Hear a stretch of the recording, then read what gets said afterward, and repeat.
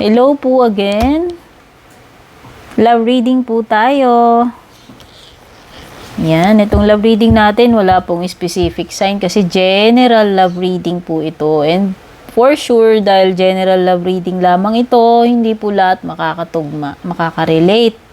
At kung hindi tumutugma sa inyo, huwag nyo nang pagsakitan ng ulo, huwag ipilit. Ang ibig sabihin lamang, hindi talaga para sa inyo ang reading. Hindi ninyo energies yung nasagap. Yun lang yun. Nothing personal. Okay? Maraming salamat po sa mga laging nanonood. Malaking tulong po at sobrang grateful po ako sa lahat ng like, shares, and comments ninyo. And for those na hindi pa naka-like, follow, or subscribe, sana po hindi nyo makalimutang mag-like, follow, and subscribe. Malaking tulong po yan sa growth ng aking page or channel.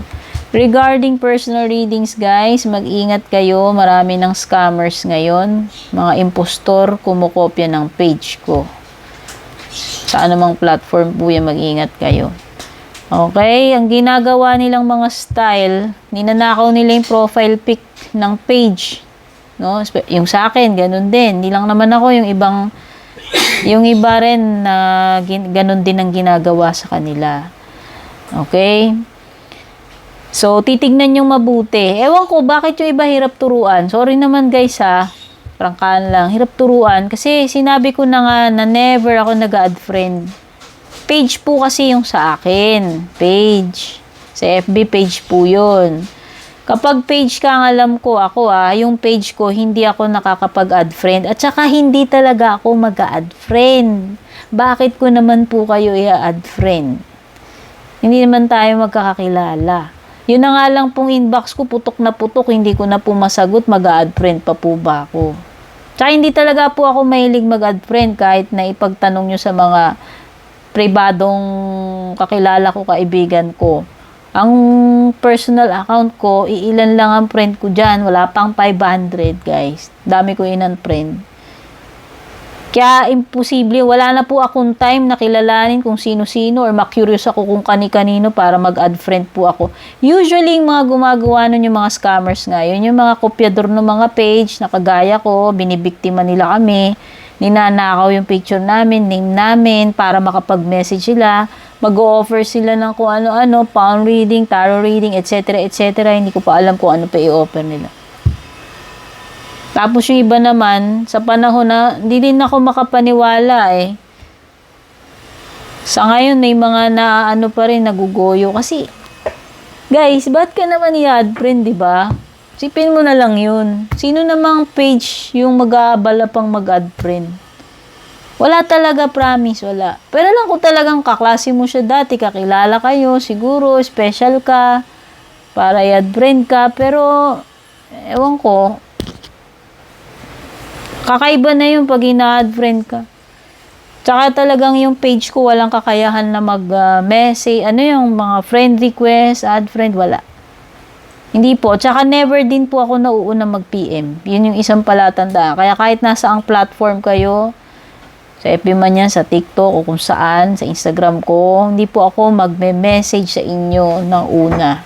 Kaya nga po yung mga description ko, yung mga interesado mag-avail ng private readings ko, sila po yung sumasadya. Sinasabi ko doon, message us. But I will never message you first. Yeah, yun yung maliwanag na palatandaan. Okay? Dami pa rin nagsasabi sa akin, Ma'am, may nag-add friend sa akin, ganito, ganyan, ganito, ganyan. Diyos ko, nakapost na po yan lagi sa mga warnings ko doon. Ewan ko, mahirap Pero kasi, usually common sense din talaga na pag may nag-add friend sa'yo, tas may kung ano-ano, nangihingi ng ganito, ganyan. Diba? Yung palang, gamitin mo lang yung sarili mong common sense. Maano mo na kagad kung manggugoyo yun diba? Yun lang. Ginagawa ko dyan, block nyo na lang, report ako ganun. Nire-report ko. Dali lang naman kasi, tsaka titignan ninyo yung name. Iba yung pagkakasulat ng name nila or minsan may iniiba sila doon sa name nung kinokopya nila. Sa akin ganun Tititigan nyo mabuti. At saka yung followers, isa pa yan. Kailan nagsimula yung page, yung date na nag-open yung page or na-establish yung page. Di ba? Nakalimutan ko yung term eh. Titignan nyo yun. Yung number of followers, yung recommendations kung meron or reviews, yan, makikita ninyo. Basta yung page ko, walang mga friends yun. Kasi nga, yung page ko, hindi naman ako pwede mag-add friend talaga dun. Tsaka kahit pwede, hindi talaga ako mag-add friend. Okay? Pasensya na siningit ko to kasi palaging merong, madam, may ganito sa akin, may nag-PM sa akin, ikaw ba to, ikaw ba to? Minsan napapagod na rin po ako, parang ayoko nang sumagot. Kasi lagi ko naman ini-explain. And wala rin din kasi akong time na lahat kayo mare-replyan ko. Yun lang naman din. Unawa lang din, guys. Hindi lang naman ang buhay ko sigu-segundo magtingin na lang at mag-reply sa mga messages ninyo. Hindi ko po yun magagawa. Okay, may buhay din naman po ako. Tao rin naman po ako kahit ganito. Maraming salamat sa mga nakakaunawa. Ayan. Kasi kung hindi ko isisingit to, hindi ko na naman ma-explain. Okay? Opportunity ko na yan na magbigay ng awareness. So, let's go back to your reading. Love reading. Siyempre, yung ayaw ng lahat ng mga uncle at ante. Alam ko, ayaw na ayaw ninyo ng love reading, no? Lagi kayong nag-aabang kung anong update dun sa mga kajowaan ninyo kahit hindi kayo naaalala ng mga jowa ninyo, kahit na binlock na kayo, binrake na kayo. Tara, torturein na natin yung sarili natin, yung mga mahilig sa love life dito. Kuha tayo muna ng main energies. Tandaan na, hindi ko kontrolado yung mga energies na makukuha ko dito. Baka sasabihin na naman ng iba sa inyo, tapos na sa akin yan. Ako, hindi ako ganyan hindi ako, wala akong anak kasi 60 years old na ako. Common sense, dear. Ano ka ba? Kung nag-menopause ka na, syempre yung mga sinasabihan ng tungkol sa pregnancy, yung mga pwede pa. O, sasabihin pa ng iba, ma'am, wala naman akong jowa Kukomment pa sila ng wala silang jowa. Di hindi para sa iyo reading, dear. Sige nga, ba't ka pa dumaldal? Pa nag-comment? Common sense, di ba? Sorry naman. You deserve love. You are lovable. O baka iba sa inyo nai-insecure? Or baka naman, bakit lumalabas to? Baka siguro matagal mo nang tinipid yung sarili mo sa pag-ibig. O baka naman, pwede mo namang buksan yung puso mo, pero masyado kang, yung kinalimutan mo na. Ayan, pwedeng ganyan. Pero pauna pa lang yan. Tingnan natin. You deserve love, you are lovable. Pwede kasing yung iba sa inyo, hindi nyo na minamahal yung sarili nyo. Puro na lang yung person ninyo. Pero yung sarili nyo, nakalimutan nyo ng bigyan ng dignidad, ng respeto, ng pagmamahal. Maraming meaning bakit lumalabas to. Pero yun yung unang tumalsik, no? So, tignan pa natin. Honeymoon, yung iba dito, naku. Enjoy the bliss of holiday time together. Baka yung iba dito may escapade kayo ni jowa, ni person. Para kayong nag-honeymoon kahit di kayo mag-asawa. Or baka may iba talaga literal na mag-asawa, nag-honeymoon. Kahit hindi kayo bagong kasal, ba't yung bagong kasal lang ba yung na mag-asawa dapat mag-honeymoon? Dapat kahit 20 years na kayo nag-honeymoon din kayo. Siyempre, parang renewal of yan Alam mo yun, kumbaga sa nagluluto ka sa kahoy. Pag hindi mo binabantayan yung niluluto mo at naubos yung gatong nun, mamamatay yung apoy dun. Wala kang maluluto, dear. So, parang ganun din yung marriage, yung man samahan yan. Siyempre, minsan, dumarating, aminin natin, walang perfect na relationship. May mga time na nilalamig or nawawala yung, flame. So, ito para lang hindi mamatay yung flame. So, pwedeng ganun. You deserve love. O baka naman yung iba sa inyo, hindi nyo na naaasikaso. Pwedeng wala namang issue yung ibang magjowa, mag-asawa. Baka puro na lang kayo negosyo, puro na lang kayo trabaho. nawawala na yung nawawala na yung romance.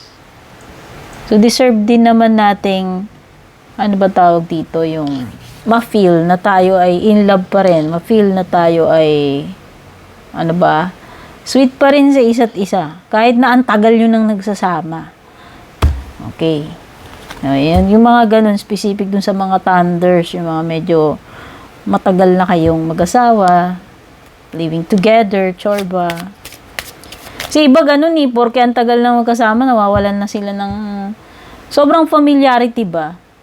Or sobrang paulit-ulit na lang na gano'n na yung routine. Parang nagkaroon na ng kalyo or parang nagkaroon na ng boredom. Wala nang spark. Kaya nga yung iba, sorry mahaba yung discussion natin, ginaganahan ako. Yung iba, kaya sila nangangaliwa ganun. Pero ako personally, hindi ko tatanggapin yung ganung rason. Kasi pag mahal mo yung tao, walang boring, walang nakakaumay. Siguro na lang, yung kumbaga sa makina kulang ng langis kasi nga, hindi nyo na naaasikaso. Pero, yun na nga minsan doon tayo, nagiging maluwag tayo pagdating sa ganung bagay na napapabayaan na natin, di ba? Yun lang yun. Pero, hindi ko pa rin tatanggapin yung rason na, porque matagal na kayo, may sasabihin mo, sawa na ako dun sa asawa ko kasi tagal na namin, mga 20 years na kami. Nek-nek mo, di ba? Ako, hindi ko tatanggapin yun. Real talk tayo dito. Trust. This situation is calling for you to have faith. Ano ba yan? Pwedeng ito ay sinusubo kayo. Unang-una, kailangan nyo na uling mag-honeymoon. Baka nga iba dito, medyo humihina na yung apoy ng samahan ninyo, kaya kailangan nyo uling gatungan yun.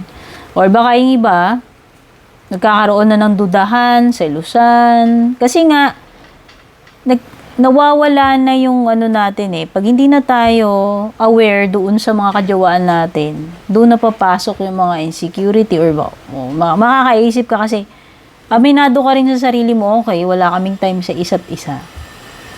Kaya minsan, kapabayaan din ng pareho yan. Pareho ninyo as a couple. Kaya tayo ay may duties. As, spouse.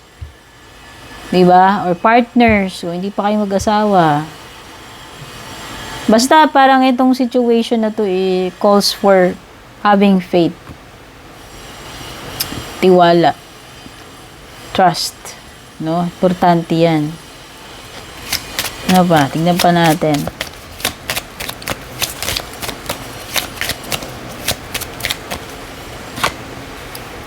Reconciliation. Someone from your past is returning to your life.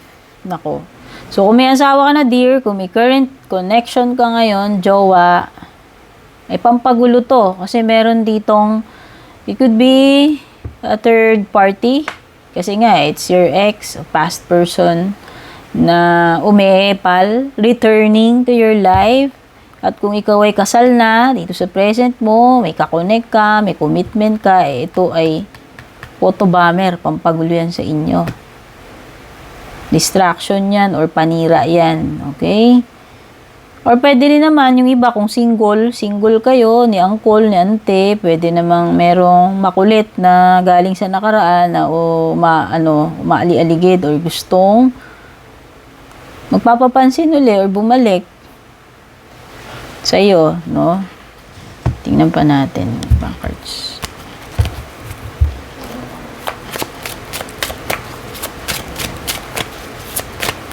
You deserve love, nakita mo to, parang may pinapana siya, o baka mapana ka nito, o baka may napana, tas parang na-attract sa'yo, hindi ko alam. O baka nga yung ex mo, kung ex yan.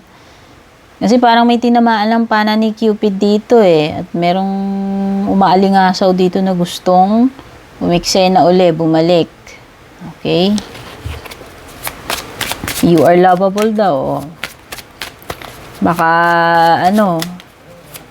baka attracted pa rin siya, no? Hindi natin alam. Tignan muna natin.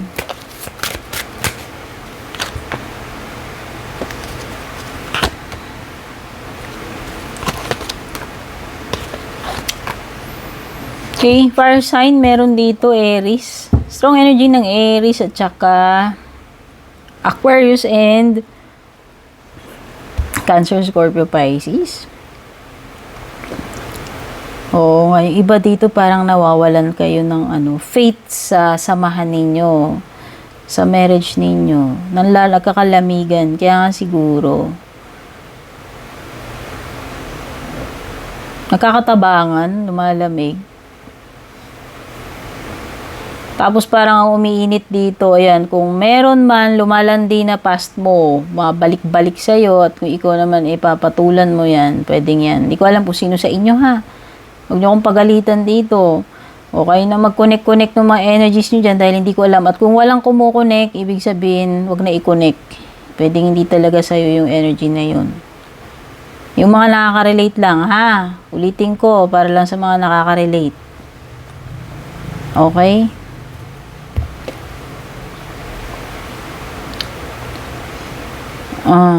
Yan na nga. Parang nagkakatabangan.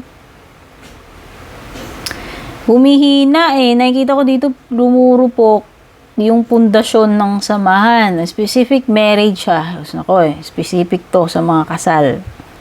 Mga nagsasama na. Kaya kailangan nyo i-renew yung vows ninyo dyan eh. Kailangan ibalik yung init, yung spark. Unless may mga iba na kayong pinagkakaabalahan pareho or kung sino man sa inyo. At kung kumirengking din kayo dun sa mga past ninyo na nanggugulo dito sa present marriage nyo or connection ninyo, which is bad, diba? Nasa sa inyo na yan eh. Ano yan eh, free will yan, choices nyo yan eh. Tsaka mga gurang na kayo, hindi ko na kayo tuturuan no. Siguro naman, wala namang nanonood dito na minors. Kasi yung setting ko nilalagay ko yan, not for kids. Or minors. Nagpaplano to eh. So, nakikita ko parang may plans. Possible yung ex, past person. So, whether married ka man or single, basta meron someone from the past na gustong mag-comeback.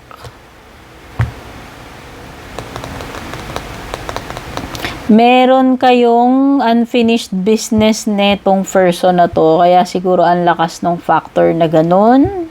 Oo, may nababanggit dito about unfinished business. Kasi minsan ganito eh. Dun sa isang person, finished na, pero dun sa isa unfinished. Diba? Minsan may ganun. Kaya sabihin, diba? Hindi pa tayo tapos ba para sa akin? Tapos na tayo. Iba ganun eh. Magulo. Kaya nga yan. Siguro siya. Siya yung may unfinished business sa'yo. Kaya siguro gusto niyang bumalik dito sa bumalik sa'yo. Okay?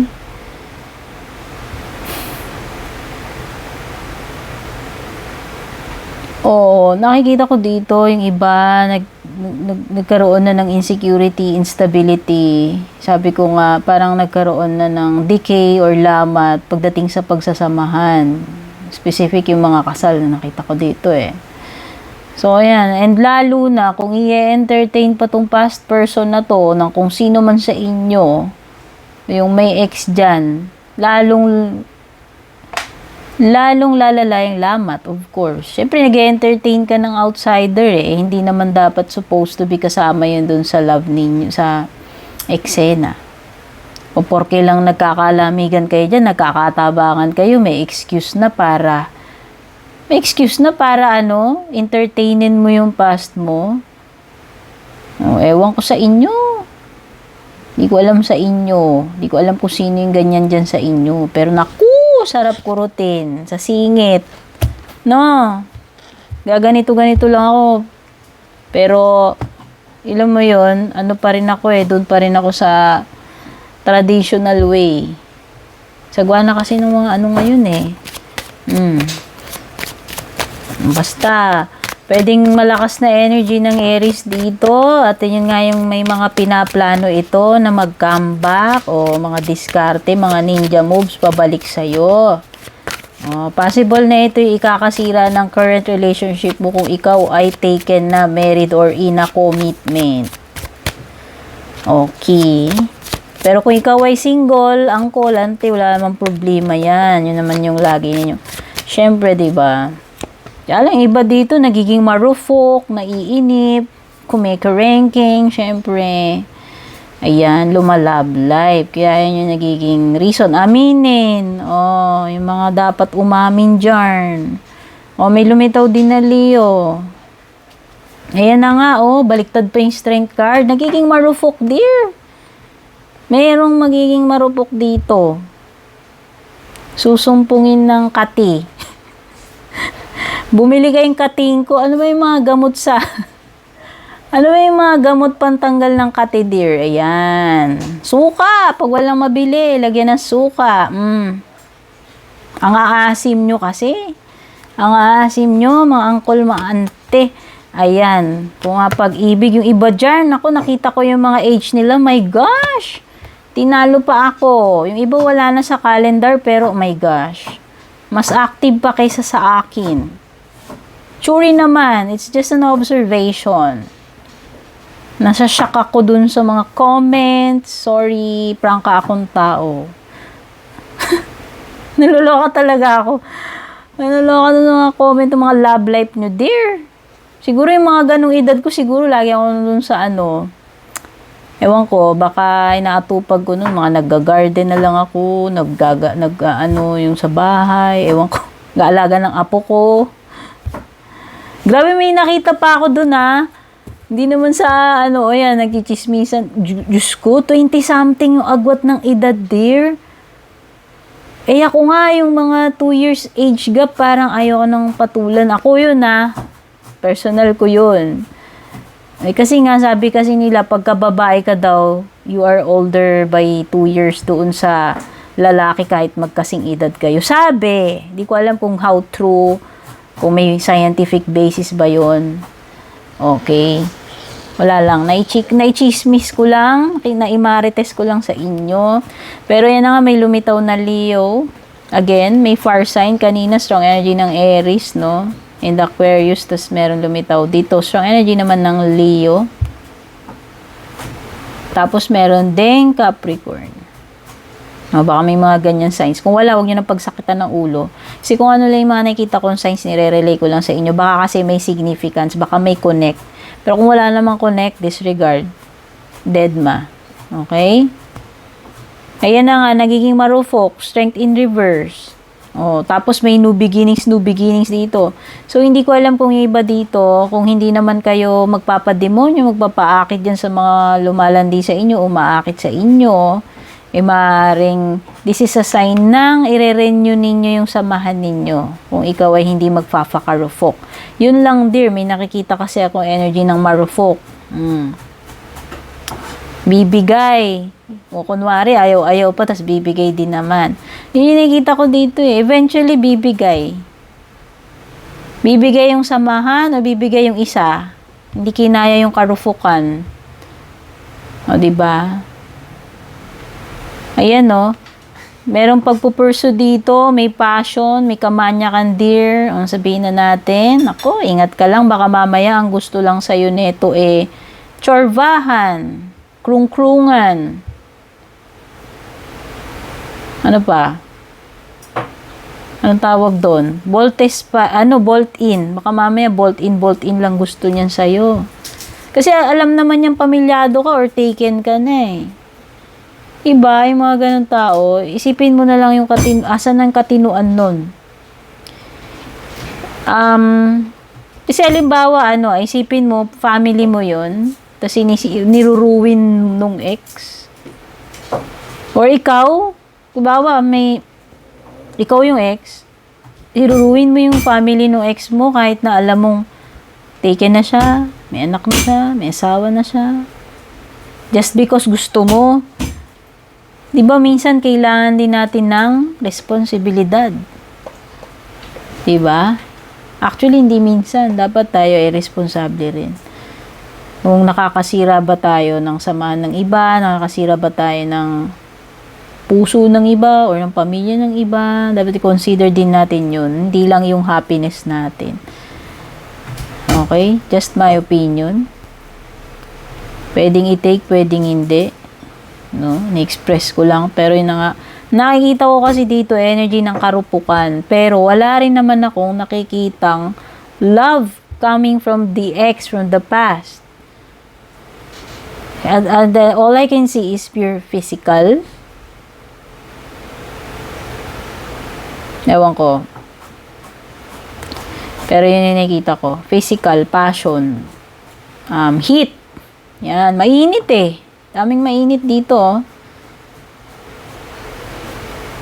Sabagay, marireveal yan in time. Kung papatol ka dyan o sino man sa inyo, malalaman mo na rin kung niloloko ka or hindi, or kung sino man dito sa inyo yung pafatol dyan sa karupukan ng ganyan. Okay? Oh, hindi na single eh. Nakikita ko dito energy ng hindi na single. Taken na or kasal na, committed na. Oh, pero magpapakarupok pa rin, dear. Nagmamasarap. Ayan. May energy dito na nagmamasarap. Or gusto magpasarap. Ay, nako. So, nakikita ko dito, kung mananaigang pagmamasarap, may masisirang samahan dito or marriage. Pero, kung magmamasikip, kung hindi magmamasarap, kung hindi magfa-farofok, nakikita ko is yung possible na renewal. Ibalik yung init sa marriage, sa samahan. Yun lang yung nakikita ko. Dalawa eh. Hindi nyo ako masisi, dalawa yung nakikita ko, okay? So, tingnan natin. Pupunta tayo. Napahaba na yung kwento ko. Sumobra na yung chismis ko.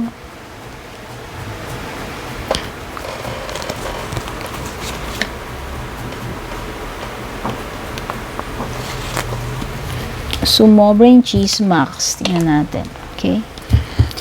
Basta yung mga signs na meron dito, Aries, Aquarius, Leo, and Capricorn. Aquarius ba? Nabanggit ko na ba? Basta importante dito, dapat hindi mamatay yung faith, yung tiwala, yung effort. Siyempre, yung respect, yung vow, yung sinumpaan ninyo. Kahit sabihin mong may mga umaaligid ditong temptation. Ayan, yan yung dapat ninyo. Kung talagang importante sa inyo yung marriage ninyo, dapat pag-effortan ninyo na maibalik yung spark. Unless nga, yun nga, wala ka ng balak, wala na kayo balak, isalba pa. Or magpapadala kayo doon sa, pagmamasarap, doon sa karufukan na umaaligid dyan, sa paligid-ligid. O ayan may kasal na eh. O may ikakasal pa lang dito. Hindi ko alam kung single ka. Kung single ka, either yung ex, or basta yung isa sa inyo married na, yung isa single. Kasi may na-sense akong energy ng single. But, I don't think this person loves you. Kung past mo yan at ginugulo niya ikaw dito sa present, wants you back. I sense heat, adventure, physical, pero wala akong nasisense na wala akong na love. Actually, wala. Meron ding parang energy dito ng mas bata. Ayan. Baka may age gap or yung isa mas bata. So, ang dami kong nakikitang energy ng karupukan, kapusukan, pagmamaganda, pagmamasarap, temptation, mga ikakasira. Okay? Ayan, Importante yung marriage eh. Kung talaga importante yan, hindi nyo hayaan yan na masira. Okay? Pag-uusapan at pag-uusapan yan.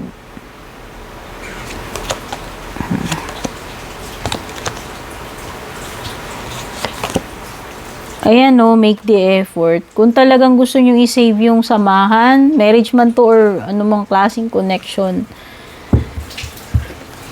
kailangan ng effort sa pareho kayo na mag-effort, okay? Or kung gusto ninyo talagang, halimbawa, single ka, wala namang mga kaasa-asawa pa, chorba-chorba, ibig lang sabihin nito, kung talagang seryoso, kung talagang gusto yung isa't isa, mag-effort kayo. Kung talagang gusto niyo magkatuluyan kayo. Pero kasi dapat hindi kasi effort yun eh. Kung talagang natural lang, mafe-feel nyo na lang talaga na okay, eto yung gusto mong pakasalan, di ba? So, pwedeng mali ako dun sa pagkakasabi ko ron. Pero for a relationship na mag-survive, magtagal, syempre, teamwork, effort, both sides, hindi lang isa. O kasi baka kasi ganito, baka may lumalabas na make effort, baka yung isa hindi nag-e-effort. And then yung isa lang ang nag-e-effort dito. Lalo na kung kasal na yan. Importante kasi, importante ang ano. Kahit naman hindi kayo kasal, importante talaga effort. Parehong partido, di ba? Ayan no, tinatampal na. Sino ba kasi dito yun? Naku, yung kukurutin ko sa singit. I-release mo na yung ex mo daw. Please. Kung ikaw to utang na buot. The time has come to clear your energy. Release your ex. Kasi walang, ito pa lang sinasabi na ng mga guides dito, na walang may dudulot na mabuti itong ex-person na ite. Whether ikaw yan o dun sa side ng kajowaan mo. Naku, sige na, tama na. Baka makurot pa kayo sa singit. Sige na, babush. At sana ay, maayos nyo naman kung anong conflict dyan. Take care, God bless. And kung balak nyo pong mag-book or mag-inquire ng personal readings ko, basahin nyo lamang po itong nakasulat sa screen or yung nakalagay sa description.